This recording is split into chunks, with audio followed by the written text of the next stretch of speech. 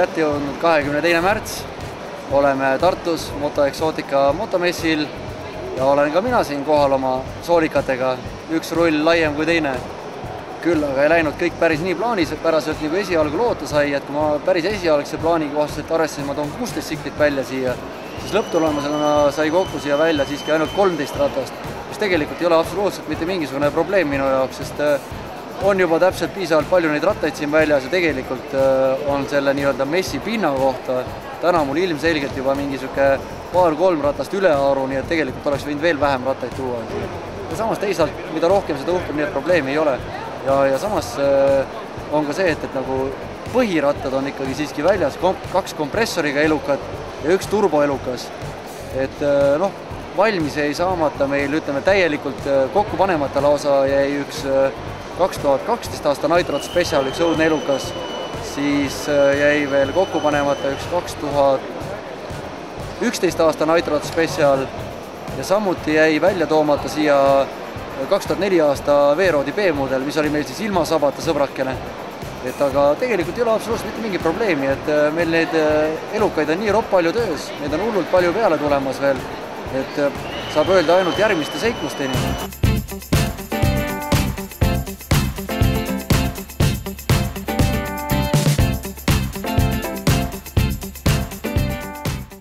Tänaseks on meil nüüd mess möödas, mõnda aega juba tegelikult ka aega edasi läinud.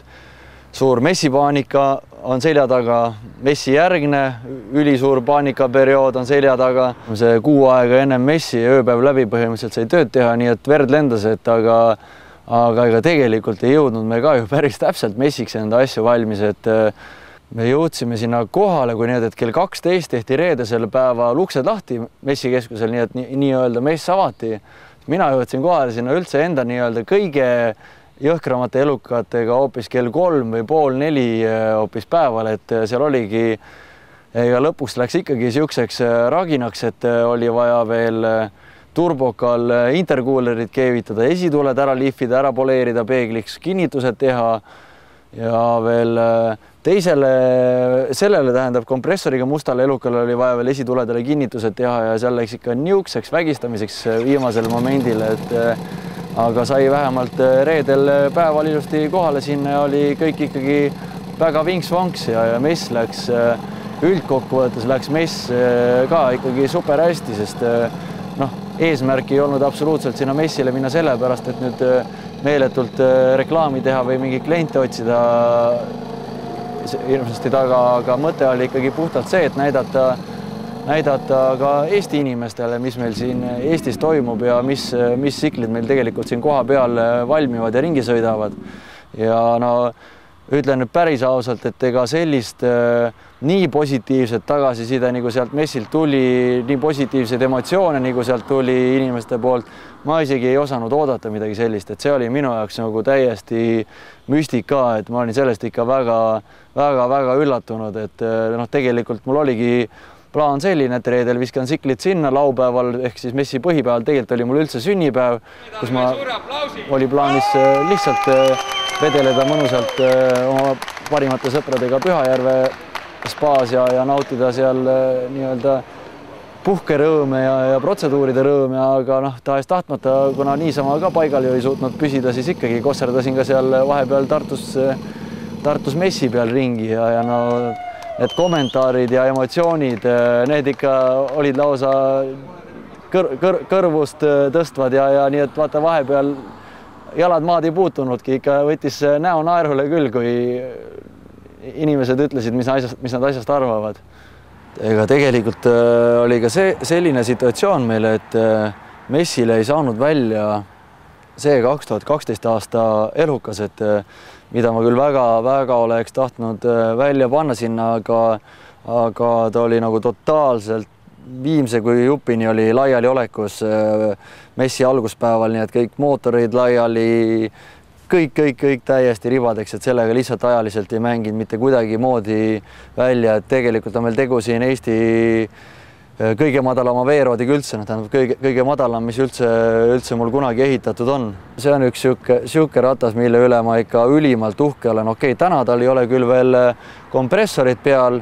see on ka täpselt niisugune koht, kus ma veel otsustan, et kas ma selle panen peale siia või ei pane peale, eks see jooksvalt selgub, aga kogu see olemus,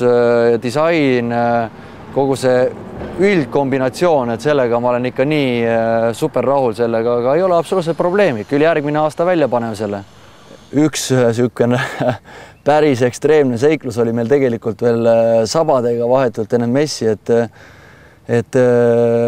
maalritele andsin korraga mega koguse sikleid täiesti molekulideks võetuna, kõigil oli vaja disainid peale teha, täpselt iga ratas oma disaini, eri värvilahendusega ja nii edasi. Ja kui ma panin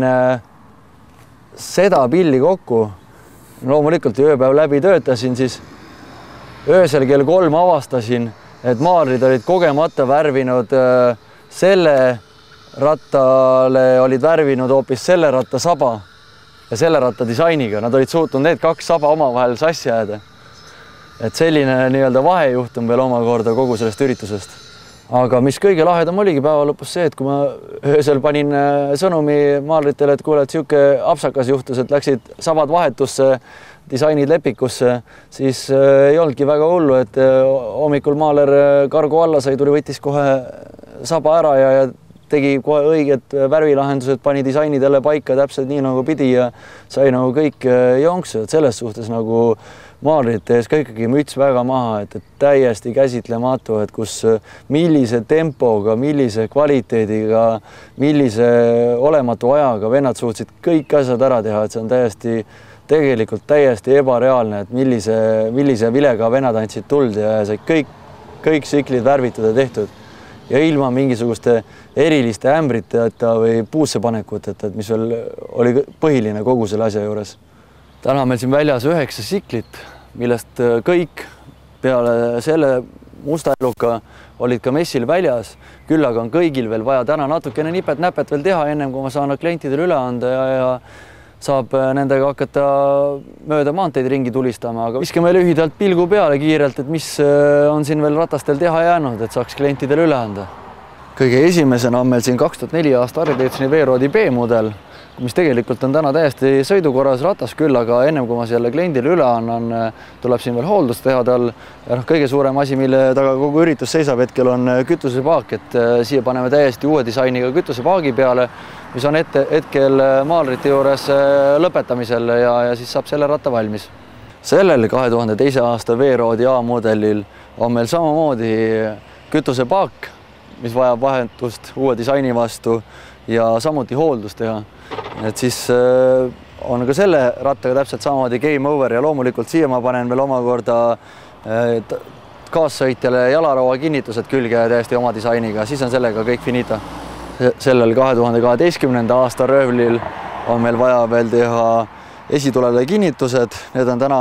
küljes niisama nii-öelda show mõttes ainult, et sõita nendega ei kannata.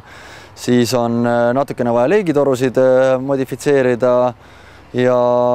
näidikud külge panna. Siis on samamoodi ka see pill tulistamisvalmis, et ega siin ei ole ka samamoodi enam palju jäänud sugugi.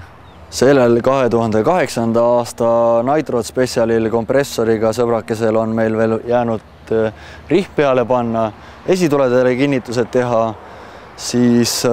mootor seadistada, näidikud külge panna ja seisujalg värvida, siis saab selle ratta ka lugeda täiesti lõplikult valmis olevaks. 2006 aasta Turbo Screaming Eagle V-Roadil on meil jäänud samamoodi rihm peale panna. Siin tuleb natukene summutit kohendada, et saaks sõidu valmis näidikud külge panna ja samuti ka veel esituled ette ehitada, siis on täpselt samamoodi selle rattaga ainult võtiti ja tuld vaja anda.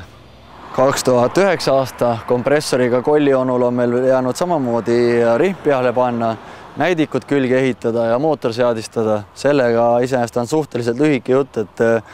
veel nipet-näpet ja minek. Selle sõbrakese näol on meil tegemist Eesti kõige eksklusiivsema V-Roadiga üldse, ehk siis tegu on 2005 aasta Screaming Eagle V-Roadiga, mida on toodetud ainult 446 tükki ja see on küll minu poolt tänaseks päris kõvasti saanud erinevaid modifikatsioone ja ümberehitusvõtteid siin juba tunda, aga tegelikult tõmbame selle ratta täiesti ribadeks, siit jääb järgi põhimõtteliselt ainult raam osaliselt ja mootor. Sellest tuleb ikka väga räige sikkel Eestisse siia ühele ülilahedale šefile, et see tuleb midagi väga jõhkrat, saab see lõpptulemus olema kindlasti, et sellest me saame veel rääkida küll ja veel, et mõnes mõttes on natukene on kahju nii eksklusiivne, täiesti nagu tuttuus pill täiesti ribadeks tõmmata ja nagu nii-öelda ära lõhkuda, aga samas päeva lõpus ei ole ka probleemi selles suhtes, võttes arvesse seda, mis siit tegelikult välja tuleb, et see saab olema maailmapildis midagi väga räiget, aga sellest räägime siis, kui aeg käes on. Lilla 2002 aasta veeroodi sõbrakesega meil tegelikult lugu selline, et ratas on täitsa nii, et võtit ja anna tuld ainult, aga sellega on seis selline, et omanik elab Hiinas, ta on Euroopas puhkuse ajal võib-olla niisugune nädal või 2 aasta jooksul ja siis, kui ta tuleb Euroopasse puhkama, siis tuleb, võtab ratta, teeb sellega väikse tiiru siin ja läheb, kimab jälle Hiina tagasi, et see on nii-öelda puhtalt kindlas kohas hoiustamisel minu juures siin ja muud trikki sellega ei olegi. Kuldne 2002 aasta veerood, üks minu lemmikutest järjekordselt tahab samamoodi veel natukene minu võlukätt saada, et siin on vaja rihm peale panna, näidikud külge ehitada ja taga parempoolne õhkamort on vaja ära vahetada, et siin läks päris pikalt aega sellega, et saaks uue mordi taha, kuna see tegelane lekkis seal pisut õhku ja sükst ei saa kliendile kätte anda, et ilgelt tüütu, kui sa pead kogu aeg sõidu ajal kontrollima, et kui kõrgel nüüd on, kas ma pean natukene jälle juurde pumpama ja nii edasi, et aga selle saame kohe jonksu ja siia tuleb täpselt samamoodi uue malli paak ka peale, et siis saab selle ka jonksu ja on elu nii kui lill nendega, nii et ega siin pikka pidu ei ole ja siis, kui saame sõbrakesed kõik nii-öelda päris valmis, siis püüame ka nendest teha nii-öelda eraldi siklisaated päris, kus räägime siis otsast lõpuni detailselt kõik läbi, et kui palju millegil tehtud sai parasjagu.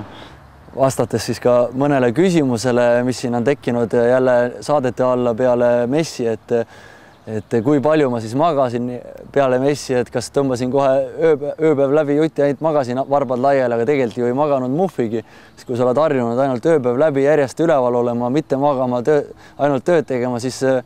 unega oli ka täpselt nii, nagu oli alguses, et ega olid küll haigelt väsinud, nii et tahtnud püstigi seista, aga samas lähed pikali voodisse, vahid niisama lakke, et ega niisugust mingit hirmsat magamise perioodi ei tulnudki meil ja samamoodi ka vastus sellele küsimusele, et kas ma töötan üksinda või on mul mingi ports abilisi või kuidas see pool käib, siis tegelikult töötan ma täiesti ihuüksi, kõik siklid on üles ehitatud minu enda väikeste kätega, et loomulikult abilisi on mul väga palju, et kui võttes alustades klientidest, siis freesijatest, treialitest, maalritest, kõikvõimalikest inimestest, kellega ma vähegi kokku puutun kogu nende siklite ehitamisel, kõik elektroonikud, mida iganes, kõik, kes on kuidagi seotud, ütleme, minu tegemistega. Need on ju kõik tegelikult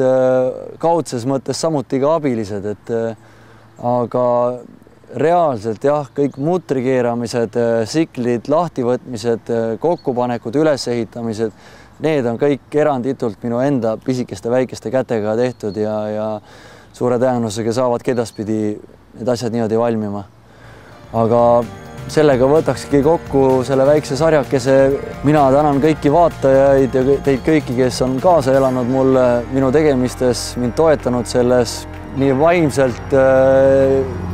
kui igas mõttes, et mul on sellest olnud metsikult suur abi ja väga suur tänu teile kõigile selle eest ja jääb öelda ainult järgmiste seiklusteni. Tšauka!